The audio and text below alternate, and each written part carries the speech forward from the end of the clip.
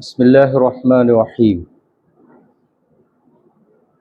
الحمد لله رب العالمين، نحمده ونستعينه ونستغفره ونؤمن به ونتوكل عليه، ونعوذ بالله من شرور أنفسنا ومن سيئات أعمالنا.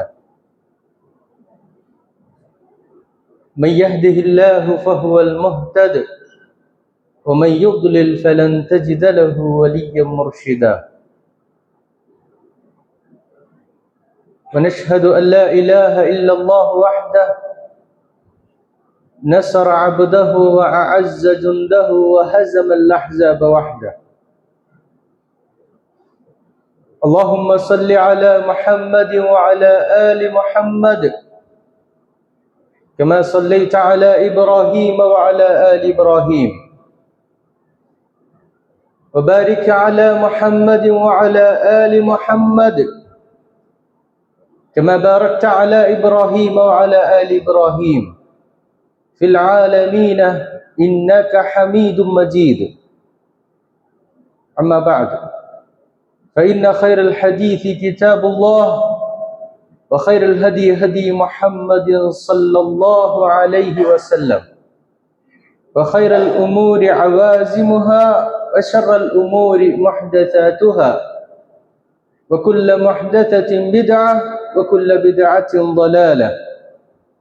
أيها الناس، أوصيكم وإياي أولا بتقوى الله.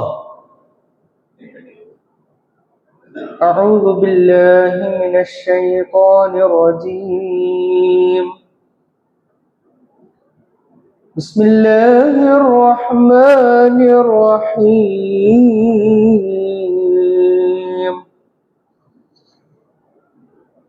وسارعوا إلى مغفرة من ربكم وجنة عرضها السماوات والأرض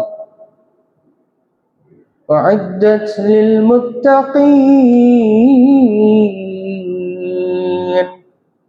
صدق الله العلي العظيم.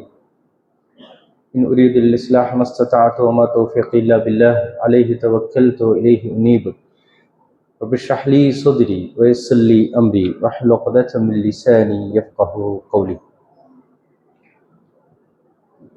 അൽഹംദുലില്ലാഹ്.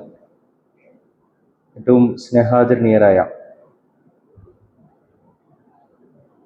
അള്ളാഹുവിൻ്റെ ദീനിൻ്റെ മാർഗത്തിൽ ജീവിതം സമർപ്പിച്ച,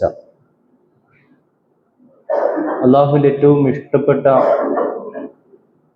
അടിയാറുകൾ ഉൾപ്പെടാൻ സൗഭാഗ്യം സിദ്ധിച്ച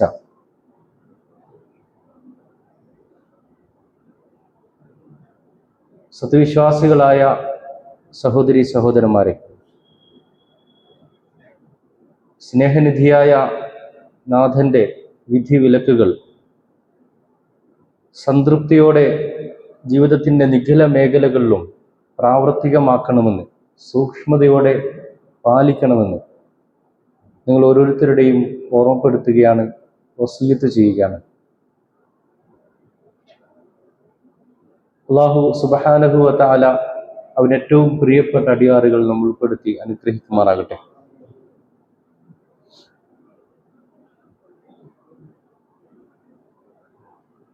വിശുദ്ധമായ റമളാൻ മാസത്തിലേക്ക് ഓരോ നിമിഷവും നമ്മൾ അടുത്തുകൊണ്ടിരിക്കുന്ന, റമളാനിലേക്ക് എത്തിച്ചേരാൻ സത്യവിശ്വാസികൾ വെമ്പൽ കൊള്ളുന്ന നിമിഷങ്ങളിലൂടെയാണ് നമ്മൾ കടന്നു പോകുന്നത്.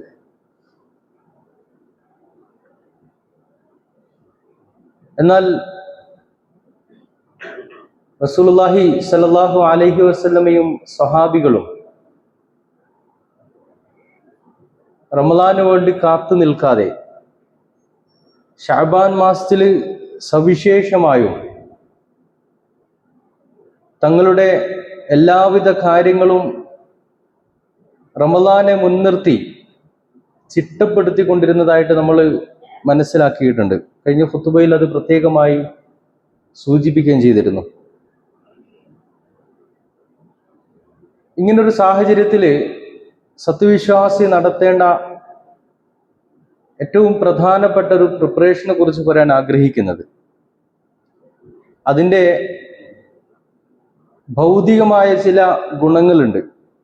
ഹദീസ് വളരെ കൃത്യമായിട്ട് നമ്മൾ അനുഭവിക്കുന്ന ടെൻഷനുകൾ മാറാൻ, ജീവിതത്തിൽ ഭൗതികാർത്ഥത്തിൽ തന്നെ സാമ്പത്തികമായിട്ടും അല്ലാതെയും അഭിവൃദ്ധി പ്രാപിക്കാൻ, അതിനെല്ലേക്കാളും ഒരു നാഥനിലേക്ക് സംതൃപ്തിയോടെ മടങ്ങാൻ ഇത് നമ്മളെ സഹായിക്കുന്ന ഒന്നാണ്. അതിനെക്കുറിച്ച് പറയുമ്പോൾ ചരിത്രത്തിലെ പ്രസിദ്ധമായ ഒരു സംഭവം ഈ സദസ്സിന് മുമ്പിൽ ഉദ്ധരിക്കാം. റസൂലുള്ളാഹി സ്വല്ലല്ലാഹു അലൈഹി വസല്ലമയുടെയും സ്വഹാബികളുടെയും ജീവിത ചരിത്രത്തിലെ വളരെ ശ്രദ്ധേയമായൊരു സംഭവമാണ്. എന്നാൽ വിശ്വാസികൾക്ക് വലിയ ഗുണപാഠങ്ങൾ ആ സംഭവത്തിലുണ്ട്. തബൂക്ക് യുദ്ധത്തിന്റെ പശ്ചാത്തലത്തിലാണ് ഈ സംഭവം നടക്കുന്നത്. നബി സല്ലല്ലാഹു അലൈഹി വസല്ലമയും സ്വഹാബികളും യുദ്ധത്തിന് വേണ്ടി തയ്യാറെടുക്കുമ്പോൾ ചില ആളുകൾ അങ്ങനെ ഉണ്ടാവുമല്ലോ, ദീനീ പ്രവർത്തനത്തിന് വേണ്ടി ഇറങ്ങുമ്പോൾ ഒരു മടി കാണിക്കുക. അങ്ങനെ പലർക്കും മടിയുണ്ടായി, ചിലർക്ക് താല്പര്യമില്ല. എന്നാൽ അതിൽ താല്പര്യമുണ്ടായിരുന്നിട്ടും ചെറിയൊരു അലസത പിടിപെട്ട ഒരാളാണ് കഅബ് റളിയല്ലാഹു അൻഹു, കഅബ് ബിൻ മാലിക് റളിയല്ലാഹു അൻഹു. അദ്ദേഹം പറയുന്നുണ്ട്, തൻ്റെ മകൻ അബ്ദുള്ളയോട് വാർദ്ധക്യാവസ്ഥയിൽ അവന്റെ കൈപിടിച്ച് അടക്കുമ്പോൾ അന്ധനായ കഅബ് ബിൻ മാലിക് ഈ കഥ പറയുന്നതായിട്ട് ഹദീസുകളിൽ ദീർഘമായി ഉദ്ധരിക്കപ്പെട്ടിട്ടുണ്ട്. അപ്പോൾ പറയാണ്, ഞാൻ വിചാരിച്ചു തയ്യാറാകാം, സമയമുണ്ടല്ലോ. അങ്ങനെ നബി സല്ലല്ലാഹു അലൈഹി വസല്ലമയും സ്വഹാബികളും പുറപ്പെടാനുള്ള ഘട്ടമെത്തിയപ്പോൾ അദ്ദേഹം റെഡിയായിട്ടില്ല. അദ്ദേഹം വിചാരിച്ചു അവർ പുറപ്പെടട്ടെ, എത്തുന്നതിന് 2 ദിവസം മുമ്പ് എങ്ങനെയെങ്കിലും ഞാനങ്ങ് എത്തും എന്ന് വിചാരിച്ചു. അദ്ദേഹം തുടരുകയാണ്, അങ്ങനെ ഞാൻ പോയില്ല. എൻ്റെ അലസത ആ വലിയ സൗഭാഗ്യത്തിൽ നിന്ന് തന്നെ മാറ്റി നിർത്തി. അവസാനം സംഭവിച്ചത് നബി സല്ലല്ലാഹു അലൈഹി വസല്ലമയും സഹാബികളും തബൂക്ക് യുദ്ധം കഴിഞ്ഞ് മടങ്ങാണ്. മടങ്ങിയെത്തിയപ്പോ സാധാരണ ചെയ്യുന്നത് പോലെ പള്ളിയിൽ കയറി 2 റക്അത്ത് നമസ്കരിച്ച റസൂലുള്ളാഹി സല്ലല്ലാഹു അലൈഹി വസല്ലം വരാത്ത ആളുകളെ കേൾക്കാൻ തയ്യാറാവാണ്. 80ഓളം വരുന്ന മുനാഫിക്കുകൾ എന്ത് പറഞ്ഞു? അവർക്ക് ദുനിയാവാണ് പ്രധാനം, ആഖിറത്തിനെ കുറിച്ച് ആലോചിക്കൂലല്ലോ. അവര് പല കളവുകളും ഒഴികഴിവുകളും പറഞ്ഞ് രക്ഷപ്പെട്ടു. സല്ലല്ലാഹു അലൈഹി വസല്ലമ പിന്നെ ചുഴിഞ്ഞന്വേഷിക്കുന്ന ഒരു സ്വഭാവം ഇല്ലാലോ. അതുകൊണ്ട് തന്നെ അവര് പറഞ്ഞത് കേട്ടു, അവർക്ക് പ്രാർത്ഥിച്ചവരെ പറഞ്ഞു വിട്ടു. അങ്ങനെ കഅബ് റളിയല്ലാഹു അൻഹുവിന്റെ ഊഴം എത്തുന്നുണ്ട്. അദ്ദേഹം നബി സല്ലല്ലാഹു അലൈഹി വസല്ലമയുടെ മുമ്പിൽ വന്നു. നബി സല്ലല്ലാഹു അലൈഹി വസല്ലം ചോദിച്ചു, താങ്കൾക്ക് എന്താ പറ്റിയത്? അങ്ങനെ ചോദിക്കുമ്പോ കഅബ് റളിയല്ലാഹു അൻഹു സാധാരണ എല്ലാവിധ പോരാട്ട വീഥികളിലും മുൻപന്തിയിൽ നിൽക്കുന്നവനാണ് കഅബ് റളിയല്ലാഹു അൻഹു. പക്ഷെ അദ്ദേഹം പറഞ്ഞു, ഇന്ന് എനിക്കൊരു കാരണവുമില്ല, എനിക്കൊന്നും ബോധിപ്പിക്കാനില്ല. എന്നിട്ട് അദ്ദേഹം പറയുന്നുണ്ട്, വ്യാജ കാരണം പറഞ്ഞ് ചിലപ്പോൾ തൽക്കാലം അങ്ങയെ സംതൃപ്തനാക്കിയാൽ തന്നെയും ഭാവിയിൽ തീർച്ചയായും അള്ളാഹു എൻ്റെ നേരെ അങ്ങയെ അതൃപ്തനാക്കുമെന്ന ബോധ്യം എനിക്കുണ്ട് നാളെ പരലോകത്ത്. അതുകൊണ്ട് അദ്ദേഹം പറഞ്ഞു, എനിക്ക് ഒരു കാരണം ബോധിപ്പിക്കാൻ, എന്റെ അലസത കൊണ്ട് വരാതിരുന്ന. നബി സല്ലല്ലാഹു അലൈഹി വസല്ലം പറഞ്ഞു, നിങ്ങളുടെ കാര്യത്തിൽ അള്ളാഹു തീരുമാനമെടുക്കും. അങ്ങനെ അദ്ദേഹം തിരിഞ്ഞു പോവാണ്. ഗോത്രവർഗക്കാർക്ക് ചോദിക്കുന്നുണ്ട്, എന്തിനാണ് സത്യം പറയുന്നത്? ഒരു വഴി രക്ഷപ്പെട്ടുണ്ടായിരുന്നോ? അവസാനം കഅബ് റളിയല്ലാഹു അൻഹു, ഹിലാൽ ഇബ്നു ഉമയ്യ, മുറാറത്ത് ബിൻ റുബൈ എന്നീ 3 ആളുകളുടെ മേൽ ആക്ഷൻ വരുന്നുണ്ട്. അവർ സത്യം പറഞ്ഞു, കളവ് പറഞ്ഞവർ രക്ഷപ്പെട്ടിട്ടുണ്ട്. അവരോട് ആരും മിണ്ടരുതെന്ന് നബി സല്ലല്ലാഹു അലൈഹി വസല്ലം ഓർഡർ കൽപ്പിക്കുകയാണ്. അവർക്കുള്ള ഒരു പണിഷ്മെന്റ് ആണത്. ആരും സംസാരിക്കാൻ പാടില്ല. അങ്ങനെ സ്വഹാബികള് അവരോട് മിണ്ടാതായി. ബാക്കി 2 പേരും വീട്ടിലിരുന്നപ്പോ കഅബ് റളിയല്ലാഹു അൻഹു നാട്ടിലൂടെ ഇറങ്ങി നടക്കാൻ തുടങ്ങി. ഇറങ്ങി നടക്കുമ്പോ ഒരു പുതിയ നാട്ടിലേക്ക് എത്തിപ്പെടുന്നു. നിങ്ങൾ ആലോചിച്ച് നോക്ക്, ഒരു വിദേശത്തുള്ള ഒരു നാട്ടിലോ ഡൽഹിയിലോ അല്ലെങ്കിൽ പാരീസിലോ ന്യൂയോർക്കിലോ എവിടെയെങ്കിലും പോയിട്ട് നമ്മൾ സഞ്ചരിക്കുകയാണെങ്കിൽ നമുക്ക് ആരും അറിയില്ലല്ലോ. നമ്മളിങ്ങനെ അപരിചിതനെ പോലെ ഇങ്ങനെ നടക്കും. അതുപോലെ അദ്ദേഹത്തിന് ഫീൽ ചെയ്തു. ആരും എന്നോട് മിണ്ടുന്നില്ല, ആരും എന്നോട് പരിചയഭാവം കാണിക്കുന്നില്ല, ആരും എന്നെ ഗൗനിക്കുന്നില്ല. അദ്ദേഹത്തിന് ഭയങ്കര വേദനയായി, ഭയങ്കര പ്രയാസമായി. പക്ഷെ അദ്ദേഹത്തെ ഏറ്റവും വേദനിപ്പിച്ചത് പള്ളിയിലെത്തി പ്രിയ ഹബീബ് മുഹമ്മദ് മുസ്തഫ സല്ലല്ലാഹു അലൈഹി വസല്ലമയോട് സലാം പറഞ്ഞു. നബി സല്ലല്ലാഹു അലൈഹി വസല്ലമ എന്നെ തിരിഞ്ഞു നോക്കുന്നില്ല. അത് അദ്ദേഹത്തിന് സഹിക്കാവുന്നതിൽ അപ്പുറമായിരുന്നു.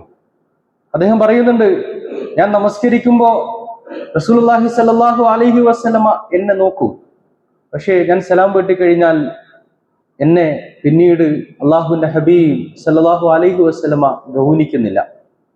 അത് അദ്ദേഹത്തിന് വല്ലാതെ മനപ്രയാസം കൊണ്ടു. എന്നെ ആളുകൾ തെറ്റിദ്ധരിക്കുന്നു എന്ന് അദ്ദേഹത്തിന് തോന്നി. അദ്ദേഹം ഒരിക്കലും ബോധപൂർവം ചെയ്തതായിരുന്നില്ല, അലസ അദ്ദേഹത്തിന് പിടിപെട്ടതാണ്. അങ്ങനെ അദ്ദേഹം തന്റെ ഏറ്റവും പ്രിയ സുഹൃത്ത് അബൂ ഖതാദയുടെ അടുക്കലേക്ക് പോകുന്നുണ്ട്. ചെറുപ്പം മുതലേ അബൂ ഖതാദക്ക് എന്നെ അറിയാലോ. അദ്ദേഹം അബൂ ഖതാദയുടെ മതിലിന്മേൽ കയറിയിട്ട് അബൂ ഖതാദയോട് ചോദിക്കുന്നുണ്ട്, അല്ലെ അബൂ ഖതാദ, നിങ്ങൾക്ക് എന്നെ അറിയില്ലേ? ഞാൻ അള്ളാഹുവിന്റെ റസൂലിനെയും എത്രമാത്രം സ്നേഹിക്കുന്നു നിങ്ങൾക്കറിയില്ലേ? അബൂ ഖതാദ മിണ്ടിയില്ല. വീണ്ടും ചോദിച്ചു, അബൂ ഖതാദ നിങ്ങൾക്കറിയില്ലേ? മിണ്ടിയില്ല. മൂന്നാമത്തെ പ്രാവശ്യം ചോദിച്ചപ്പോൾ അബൂ ഖതാദ പറഞ്ഞു, അല്ലാഹു റസൂലുഹു അഅലം, അള്ളാഹു റസൂലിനെ അറിയുള്ളൂ എന്ന് അദ്ദേഹം മറുപടി പറഞ്ഞപ്പോ കഅബ് റളിയല്ലാഹു അൻഹു പൊട്ടിക്കരഞ്ഞുപോയി. ഇനി ആരോടെ ഞാൻ പറയുക?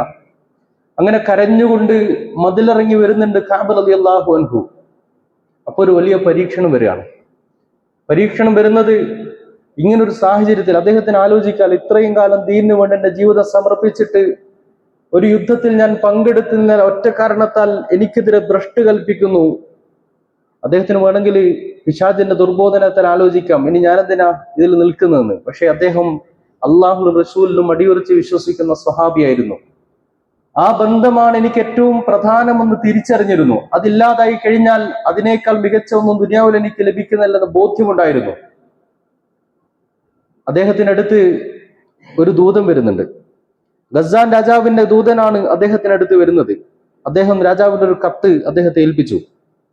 ആ കത്തിൽ ഇങ്ങനെ എഴുതിയിരിക്കുന്നത്, താങ്കളുടെ നേതാവ് താങ്കളെ കൈവെടിഞ്ഞാൽ നമുക്ക് വിവരം ലഭിച്ചിരിക്കുന്നു. അങ്ങനെ തള്ളപ്പെടുകയോ നിന്ദിക്കപ്പെടുകയോ ചെയ്യേണ്ട ആളല്ല താങ്കൾ. അതുകൊണ്ട് നാം താങ്കളെ സ്വാഗതം ചെയ്യുന്നു.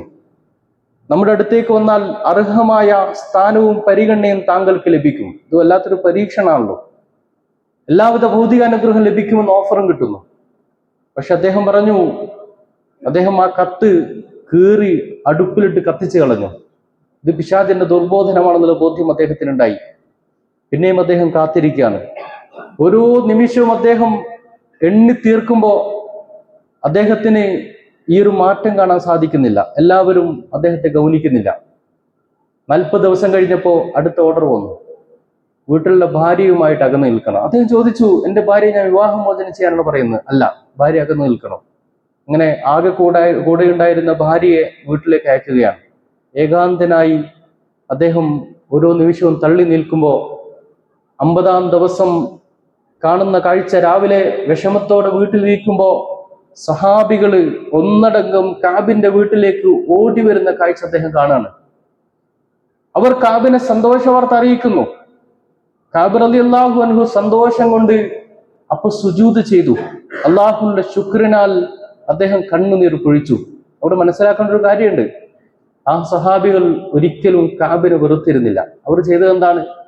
അവർക്ക് കാബിനേക്കാൾ പ്രിയം അള്ളാഹുവിനോടും റസൂലിനോടുമായിരുന്നു എന്നതുകൊണ്ട് മാത്രമാണ് അവർ മിണ്ടാതിരുന്നത്. അങ്ങനെ എല്ലാവരും സന്തോഷത്താൽ കാബിനെ സ്വീകരിക്കുകയാണ് റളിയല്ലാഹു അൻഹു. പക്ഷെ അദ്ദേഹം അവിടെ നിന്നില്ല. അദ്ദേഹം നേരെ ഓടുകയാണ് മദീന പള്ളിയിലേക്ക്. മദീന പള്ളിയിലേക്ക് ഓടി, എന്റെ പ്രിയ ഹബീബ് സല്ലല്ലാഹു അലൈഹി വസല്ലം എനിക്ക് കാണണം. കഴിഞ്ഞ 50 ദിവസമായിട്ട് എനിക്ക് മിണ്ടാൻ പറ്റിയിട്ടില്ല. അങ്ങനെ നബി സല്ലല്ലാഹു അലൈഹി വസല്ലമയെ കാണുമ്പോൾ അള്ളാഹുവിന്റെ ഹബീബ് സല്ലല്ലാഹു അലൈഹി വസല്ലം പറയുന്നുണ്ട്, കഅബ് നിങ്ങൾ സന്തോഷിച്ചു കൊള്ളുക, നിങ്ങൾക്ക് മഹത്തായ ഒരു ദിവസമാണത്. അപ്പൊ അദ്ദേഹം ചോദിക്കുന്നുണ്ട്, പ്രിയ ഹബീബ്, ഈ സന്തോഷാർത്ഥ അറിയിച്ചത് അള്ളാഹു ആണോ റസൂലാണോ? അള്ളാഹു നേരിട്ട് അറിയിച്ചതാണ്. അപ്പൊ അദ്ദേഹം പ്രഖ്യാപിക്കുകയാണ്, വേണമെങ്കിൽ ഞാനിങ്ങനെ ആലോചിച്ചിട്ടുണ്ട്, വേണമെങ്കിൽ ആലോചിക്കായിരുന്നത് ഇത്രകാലം ദീനിനെ സമർപ്പിച്ചൊരു വീഴ്ച സംഭവിച്ചിട്ട് എന്നെ അവഗണിച്ചല്ലോ എന്ന ഫീലിംഗ് അല്ല, മറിച്ച് അദ്ദേഹം ആ നിമിഷം എന്റെ റബ്ബുമായിട്ടുള്ള കണക്ഷൻ എനിക്ക് തിരിച്ചു കിട്ടിയെന്ന ബോധ്യമുണ്ടായപ്പോൾ അദ്ദേഹം പ്രഖ്യാപിക്കുകയാണ്, എന്റെ സമ്പത്ത് മുഴുവൻ ഞാൻ അള്ളാഹുവിന്റെ മാർഗത്തിൽ സമർപ്പിച്ചിരിക്കുന്നു. അദ്ദേഹം അശ്രദ്ധനാക്കിയത് ദുനിയാവിലെ ചില കാര്യങ്ങളാണല്ലോ. എന്റെ സമ്പത്ത് മുഴുവൻ ഞാൻ അള്ളാഹുവിന്റെ ദീനിനെ സമർപ്പിച്ചിരിക്കുന്നു. അപ്പൊ നബി സല്ലല്ലാഹു അലൈഹി വസല്ലം പറയുന്നുണ്ട്, മുഴുവൻ കൊടുക്കണ്ട, നിങ്ങൾക്ക് കുടുംബത്തിലുള്ള ബാക്കി വെച്ചിട്ട് കൊടുക്കാൻ വേണ്ടി പറയാണ്. ഇത് വലിയൊരു സംഭവമാണ്. പക്ഷേ നമ്മൾ മനസ്സിലാക്കേണ്ടത്, നമ്മൾ ആലോചിച്ചു കഴിഞ്ഞാൽ അനവധി ജീവിത പാഠങ്ങൾ ലഭിക്കുന്ന ഒന്നാണ് കഅബ് റളിയല്ലാഹു അൻഹുവിന്റെ ഹദീസുകൾ ഉദ്ധരിക്കപ്പെട്ട ഈ സംഭവം. ഇത് നമ്മളെ പഠിപ്പിക്കുന്ന ഏറ്റവും പ്രധാനപ്പെട്ട പാഠം എന്ന് ചോദിച്ചു കഴിഞ്ഞാൽ, അല്ല, നമ്മളൊന്ന് ആലോചിച്ച് നോക്ക്, റസൂലുള്ളാഹി സല്ലല്ലാഹു അലൈഹി വസല്ലമ പോലും ശഅബാൻ മാസത്തില് ഒരു മാസം മുഴുവൻ നോമ്പനുഷ്ഠിച്ചു എന്ന് ഹദീസുകൾ ഉദ്ധരിച്ചു എന്ന് നമ്മൾ പറഞ്ഞിട്ടുണ്ട്, അല്ലേ? നമ്മളൊക്കെ അവസ്ഥ ഒന്ന് ആലോചിച്ച് നോക്ക്. നമ്മുടെ പ്രിയ ഹബീബ് സല്ലല്ലാഹു അലൈഹി വസല്ലം ഒരു മാസം മുഴുവൻ നോമ്പനുഷ്ഠിച്ചിട്ടുണ്ടെങ്കിൽ, അല്ലെങ്കിൽ റമദാൻ കൊണ്ട് ഇത്രമാത്രം പ്രിപ്പറേഷൻ നടത്തിയിട്ടുണ്ടെങ്കിൽ, നമുക്ക് നമ്മുടെ റബ്ബുമായിട്ടുള്ള ബന്ധം എന്താണ്? അത് നമ്മൾ പരിശോധിക്കണമല്ലോ. അതിൽ കുറവുകൾ ഉണ്ടെങ്കിൽ അതിൽ നിന്നൊരു തിരിഞ്ഞു നോട്ടം നടത്താൻ നമ്മൾ തയ്യാറാവേണ്ടതുണ്ടല്ലോ. ശരിക്കും ഇത്തരം ചില വിലയിരുത്തൽ നമ്മുടെ ജീവിതത്തിൽ നടക്കേണ്ടതുണ്ട്. ഒരു ഉദാഹരണം പറഞ്ഞാൽ, റമദാനിലേക്ക് അടുക്കുമ്പോൾ നമ്മൾ ആലോചിക്കുന്ന ഏറ്റവും പ്രധാനപ്പെട്ട കാര്യം റമദാൻ ഖുർആന്റെ മാസമാണ്. വിശദമായിട്ട് പിന്നീട് പറയാം. നമ്മളത് ആലോചിച്ച് നോക്ക്, അള്ളാഹുമായിട്ടുള്ള ബന്ധം എത്ര ഉണ്ടെന്ന് മനസ്സിലാക്കാനുള്ള ഒരു ടൂളാണ് വിശുദ്ധ ഖുർആൻ. അല്ലാഹു സുബ്ഹാനഹു വ തആല സൂറത്തുൽ അൻഫാലിൽ പറയുന്നുണ്ട് മുഅ്മിനീങ്ങളെ കുറിച്ച്. എന്താ പറയുന്നത്? നമ്മൾ മുഅ്മിനീങ്ങളാണോ അല്ലയോ എന്ന് മെഷർ ചെയ്യാനുള്ള ഒരു ടൂളാണ് ഇത്. ഇന്നമൽ മുഅ്മിനൂന അല്ലദീന ഇദാ ദുക്കിറല്ലാഹു വജലത് ഖുലൂബുഹും. നിങ്ങൾ മുഅ്മിനീങ്ങളാണെങ്കിൽ അള്ളാഹുവിനെ ഓർക്കുമ്പോൾ നിങ്ങളുടെ മനസ്സുകൾ പ്രകമ്പനം കൊള്ളും. എന്ന് വെച്ചാൽ ഗൂസ് ബംസ് എന്ന് പറഞ്ഞാൽ രോമാഞ്ചം കൊള്ളും. അങ്ങനെ സംഭവിക്കാറുണ്ട് നമുക്ക്. വൈദാ തുലിയത് അലൈഹിം ആയാതുഹു സാദത്ഹും ഈമാന. അള്ളാഹുവിന്റെ ആയത്തുകൾ കേട്ട് കഴിഞ്ഞാൽ ഈമാൻ വർദ്ധിക്കും. വഅലാ റബ്ബിഹിം യതവക്കലൂൻ. അള്ളാഹു തവക്കുൽ ചെയ്യും. നമുക്ക് ഈമാൻ വർദ്ധിക്കാറുണ്ടോ?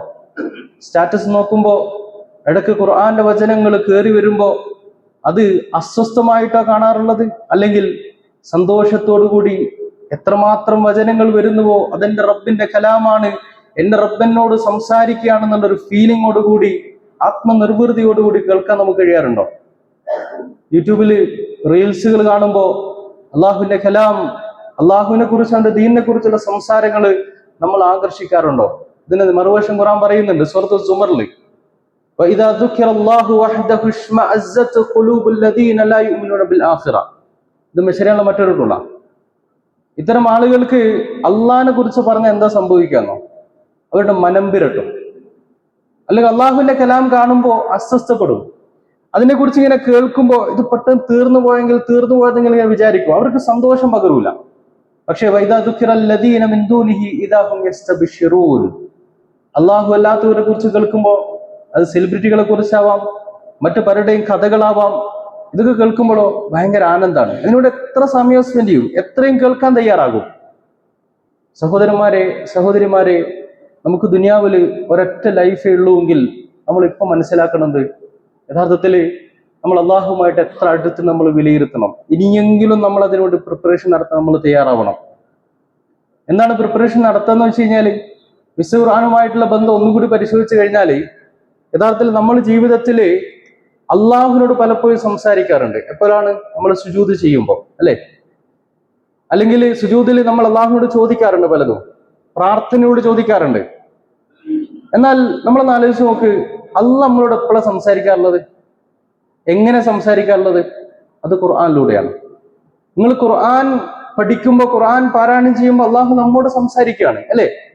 അപ്പൊ നമ്മൾ അള്ളാഹുമായിട്ട് ആത്മബന്ധമുണ്ടെങ്കിൽ ആ സംസാരം നമ്മൾ ആസ്വദിക്കും. ഏതുപോലെ ചോദിച്ചു കഴിഞ്ഞാല്, പണ്ട് കാലത്ത് നമ്മുടെ നാട്ടില് ഗൾഫിൽ നിന്ന് കത്തുകൾ വരും, അല്ലെ? ഞാൻ അവരോട് ചോദിക്കാറുണ്ട്, ആ കത്തിന്റെ ഒരു ഫീലിംഗ് എന്താ? അപ്പോ ഗൾഫിൽ ഇങ്ങനെ ജോലി ചെയ്യുന്ന ഒരു മനുഷ്യരാണെങ്കിലും ഈ കത്ത് വരുന്ന ദിവസം, കത്ത് കിട്ടിയെന്ന് അറിഞ്ഞാൽ പിന്നെ ജോലി നിർത്തിയിട്ട് അത് വായിക്കാതെ സമാധാനം കിട്ടൂല, അല്ലെ? അത് വായിക്കാതെ സമാധാനം കിട്ടൂല. ആ കത്ത് വന്നു കഴിഞ്ഞാൽ എത്ര ക്ഷീണമുള്ള നിമിഷങ്ങളാണെങ്കിലും ആ കത്ത് വായിച്ചു തീരാതെ ഉറങ്ങാൻ കഴിയില്ല. ഇപ്പൊ ചില ആള് പറഞ്ഞു, അത് ഒരു പ്രാവശ്യമല്ല, ഇടയ്ക്കിടയ്ക്കെടുത്ത് അതൊന്ന് വായിച്ചു നോക്കും. അത് വല്ലാത്തൊരു ആത്മനിർവൃതി പകരും. ഞാൻ ചോദിക്കട്ടെ, ഈ കത്ത് വായിക്കുമ്പോ, അല്ലെങ്കിൽ നമുക്ക് പ്രിയപ്പെട്ടവരുടെ മെസ്സേജ് കേൾക്കുമ്പോ, പ്രിയപ്പെട്ടവരയച്ച ഓഡിയോ ക്ലിപ്പുകൾ കേൾക്കുമ്പോ, അവരോട് ഫോണിലൂടെ സംസാരിക്കുമ്പോൾ അത് നിർത്തരുത് നമുക്ക് തോന്നുന്നുണ്ടെങ്കിൽ, ഇത്ര കാലം ദുനിയാവിൽ ജീവിച്ചിട്ടുണ്ടെങ്കിൽ 20 വർഷം 30 വർഷം 40 വർഷം ആയിട്ടുണ്ടാകും നമുക്ക്, അല്ലെ? ഒരു പ്രാവശ്യമെങ്കിലും അള്ളാഹു ഈ ഖുർആനിലൂടെ എന്നോട് എന്താണ് സംസാരിക്കാൻ ആഗ്രഹിക്കുന്നത് മനസ്സിലാക്കാൻ നമുക്ക് സാധിച്ചിട്ടില്ലെങ്കിൽ ഭയങ്കര പ്രശ്നമല്ല അത്, അല്ലെ? ഒരു പ്രാവശ്യമെങ്കിലും ഞാൻ ആലോചിച്ച് പോയിട്ടുണ്ട്, പലരോടും ചോദിച്ചിട്ടുണ്ട്, ഒരു പ്രാവശ്യമെങ്കിലും എൻ്റെ റബ്ബ് എന്നോട് എന്താണ് സംവദിക്കാൻ ശ്രമിക്കുന്നെന്ന് മനസ്സിലാക്കാൻ നമ്മൾ ശ്രമിച്ചിട്ടില്ലെങ്കിൽ, അത് നമ്മുടെ ആഗ്രഹമായിട്ട് വന്നിട്ടില്ലെങ്കിൽ, ഇന്ന് എല്ലാവിധത്തിലെ ട്രാൻസ്ലേഷനുകളും അല്ലെങ്കിൽ ഓഡിയോ ക്ലിപ്പുകളായിട്ടും എല്ലാ ഭാഷകളിലും ഖുർആന്റെ ആശയങ്ങൾ നമുക്ക് ലഭിക്കുന്ന കാലത്ത് നമ്മളതിന് തയ്യാറായിട്ടില്ലെങ്കിൽ, പിന്നെ നമ്മൾ റബ്ബ് തമ്മിൽ എന്ത് ബന്ധമുള്ളത്? നമുക്ക് അതൊരു അനുഭൂതിയായി മാറുന്നതിൽ നമ്മൾ എവിടെയാണ് നിൽക്കുന്നത്? ഞാൻ പറഞ്ഞു വരുന്നത് ആരെയും കുറ്റപ്പെടുത്താനല്ല കേട്ടോ. എന്നാൽ അള്ളാഹുവിന്റെ അടുക്കൽ എത്തുമ്പോൾ, ശഅബാനും റമദാനൊക്കെ കടന്ന് അവസാനം അള്ളാഹുവിന്റെ അടുക്കൽ എത്തുമ്പോൾ അള്ളാഹു നമ്മൾ പറയും, കുറ്റവാളികളെ കുറിച്ച് അള്ളാഹു പറയുന്നുണ്ട്, അവർ അള്ളാഹുവിന്റെ അടുക്കൽ ഇങ്ങനെ തലകുനിച്ച് നിൽക്കും. എന്താ പറയാന്നോ? റബ്ബന അബ്സർനാ, പടച്ചോനെ ഇപ്പൊ ഞങ്ങൾ ശരിക്കും കണ്ടട്ടോ, വസമിഅനാ, ഇപ്പൊ ഞങ്ങൾ ശരിക്കും കേൾക്കേണ്ട വിധം കേട്ടു, ഫർജിഅനാ നഅമൽ സാലിഹ, ഒന്ന് ഞങ്ങൾ തിരിച്ചയക്കും, ഞങ്ങൾ അമൽ സാലിഹാത്തുകൾ ചെയ്തുകൊണ്ടിരിക്കാം, ഇന്നാ മൂഖിനൂൻ, ഇപ്പൊ ഞങ്ങൾ ശരിക്കും ബോധ്യപ്പെട്ടു, പടച്ചോനെ ഒന്ന് തിരിച്ചയച്ചു നോക്കി, ഞാൻ നന്നായിക്കൊള്ളാം, ഞാൻ ഈ ഒരു ലക്ഷ്യം മാത്രം മുൻനിർത്തി എന്റെ ജീവിതം ചിട്ടപ്പെടുത്താം. പക്ഷെ അള്ളാഹു സുബ്ഹാനഹു വ തആല ഖുർആനിൽ പറയുന്നുണ്ടാ, മരണത്തിന്റെ നിമിഷമെത്തിയാൽ അവധി എത്തിയാൽ ഒരു നിമിഷം അള്ളാഹു നമുക്ക് തരൂല, പിന്നെ ഒരു നിമിഷം തരൂല. അതുകൊണ്ട് സഹോദരന്മാരെ, സഹോദരിമാരെ, നമ്മുടെ ക്ഷണികമായ ഈ ദുനിയാവിലെ ജീവിതത്തിൽ നമ്മളൊന്ന് ആലോചിക്കുക.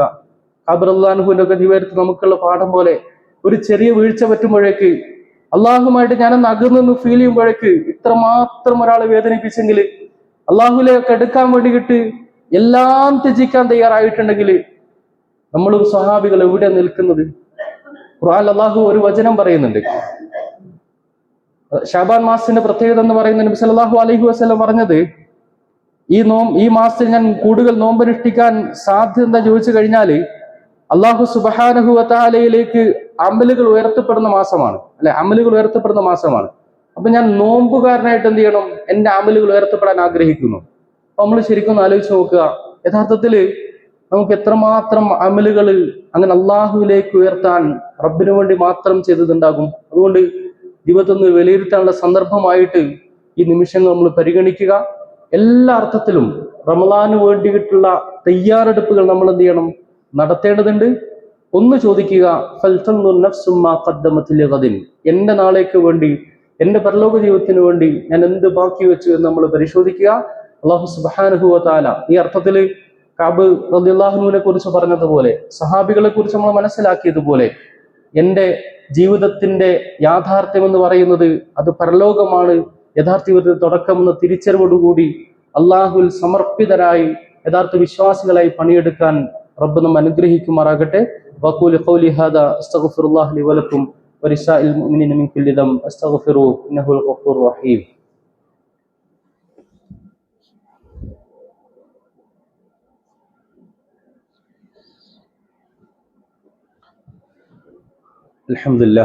അൽഹംദുലില്ലാഹി الذي هدانا لهذا وما كنا لنهتدي لولا أن هدانا الله.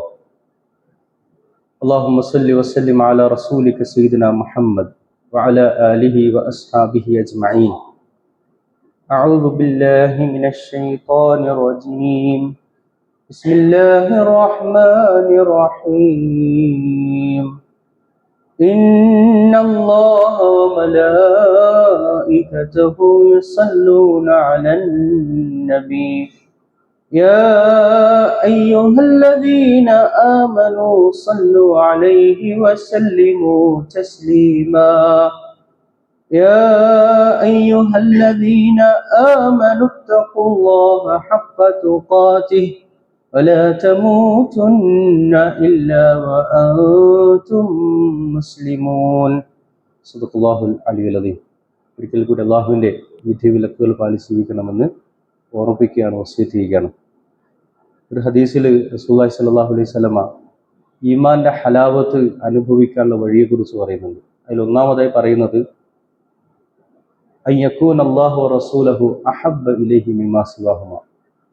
നമ്മളിപ്പോൾ ആലോചിക്കുന്ന ഒന്നാണ്, ദുനിയാവിൽ എന്തിനേക്കാളും നമുക്ക് അള്ളാഹുവും റസൂലും പ്രിയപ്പെട്ടതായി തീരുക. അതെങ്ങനെ മനസ്സിലാവാം?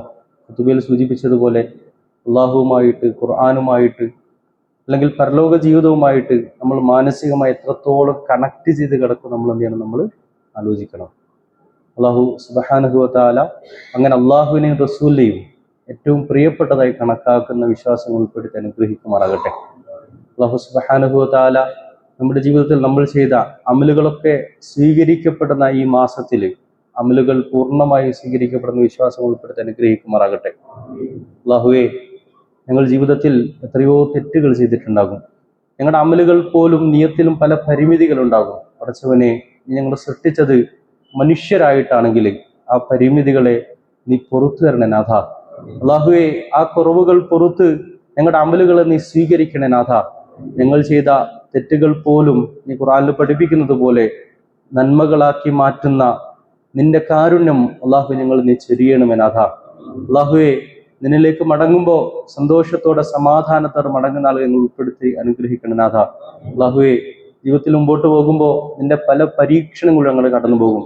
ഇന്ന് പല ആളുകളും ദുആ ചെയ്യാൻ ആവശ്യപ്പെട്ടിട്ടുണ്ട്. ഒരു പ്രിയ സഹോദരന്റെ പിഞ്ചുകുട്ടി 2 ദിവസം മുമ്പ് പ്രസവിച്ചതാണ്. ആ കുട്ടിക്ക് വലിയ അസുഖം. അള്ളാഹു സുബ്ഹാനഹു വ തആല മറ്റുള്ളവർക്ക് നൽകിയ ഒരു അനുഗ്രഹം അള്ളാഹു ആ കുട്ടിക്ക് നൽകിയിട്ടില്ല. അള്ളാഹുവെ, നിന്റെ തീരുമാനങ്ങളൊക്കെ ഏറ്റവും നല്ല നിയത്തോടുകൂടി നന്മക്ക് വേണ്ടി മാത്രമാണെന്നറിയാം.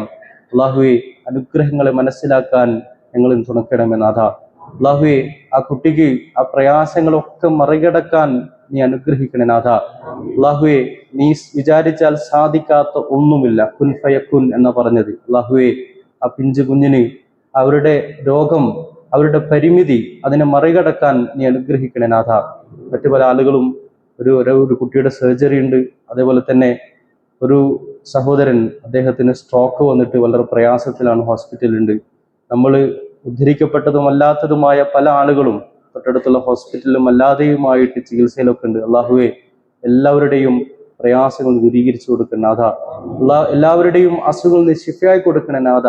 എല്ലാവർക്കും ആഫിയത്തും ആരോഗ്യവും നീ പ്രദാനം ചെയ്യണമേ നാഥ. അള്ളാഹുവെ, ഞങ്ങൾക്ക് ജീവിതത്തിൽ നൽകിയ അനുഗ്രഹങ്ങളെ നന്ദിയോടെ സ്മരിക്കാനുള്ള ഒരു മനസ്സ് നൽകി അനുഗ്രഹിക്കണേ നാഥ. മരിച്ചവരെ അവരുടെ ബർസഖയായ ജീവിതത്തിൽ സൗഖ്യം പ്രദാനം ചെയ്യണമേ നാഥ. ഞങ്ങളൊക്കെ നീ നിന്റെ ഫിർദൗസിൽ ഒരുമിച്ചിട്ട് അനുഗ്രഹിക്കണേ നാഥ. അല്ലാഹുമ്മ ഗഫിൽ മുഅ്മിനീന വൽ മുഅ്മിനാത്ത് വൽ മുസ്ലിമീന വൽ മുസ്ലിമാത്ത് അൽ അഹ്യാഉ മിൻഹും വൽ അംവാത് ഇന്നക മുജീബുദ് ദഅവാതി യാ ഖാദിയൽ ഹാജാത്ത് طيب ثراهم واجعل الجنة مأواهم. اللهم دمر أعداءنا وأعداءك وأعداء الدين. اللهم ثبت أقدامنا على القوم الكافرين. اللهم أجرنا من النار. اللهم أجرنا من النار. اللهم أجرنا من النار. اللهم لا تسوي خلقنا بالنار ولا تجعلنا من حطب النار فإنها بئس الدار وبئس المثوى وبئس القرار. اللهم ربنا اغفر لنا ولإخواننا الذين سبقونا بالإيمان ولا تجعل في قلوبنا غل الذين آمنوا ربنا إنك رؤوف رحيم. أقم الصلاة.